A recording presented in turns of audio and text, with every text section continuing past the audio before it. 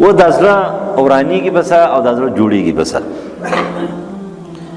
محل د علم دی ځکه نبی علیہ السلام بار بار په کثرت سره دا دعا ډېره کوله. یو دعا به دا ډېره کوله چې پروردګاره اللهم انی اعوذ بک من الجبن والبخل والکسل والعجز وغلبة الدین وقهر الرجال. دا الله رسول دی غلبة الدین نه ډېره دعا پناه غواړي دې قرضې نه. نو نبی علیہ السلام ورته ویل چې قرضه ډېر خطرناک شی دی. سړی قرضدار شي که نه او چې خبره کوي دروغ وایي، چې واده کوي خلاف ورزي کوي، او چې ټایم ولور کې بې ټایمه شي. دا خبره 100% صحیح ده. دا کوشش کوئ. قرضه ډېر خوښ شی دی. لږ تکلیف ځان له ورکوئ، خو چې انتهایي مجبوره شوی نه نو دې طرف ته مه ځه.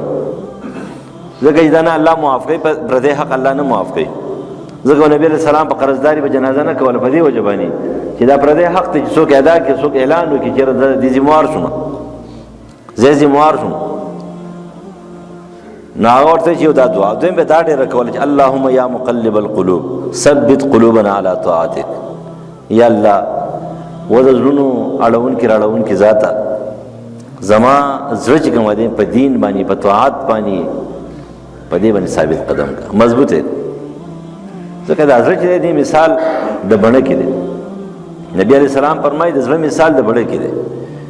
کله چې هوا راشي کنه یقلبه ریاح یمینا و شمالا، چې دا زړه چې کوم دی مثال د یو بڼه کې دی چې په شړ بیابان کې چې کنه شړ بیابان کې دا پرته وي کنه او د هوای اړې او راړې مشرق ته او مغرب ته او جنوب او شمال ته.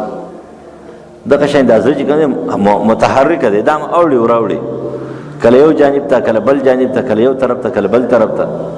ځکه نبی علیہ السلام بار بار چې زړه مضبوط کا، ثابت قدم یې کا. د نبی علیہ السلام زړه ثابت قدم و، ما او تا ته چل خي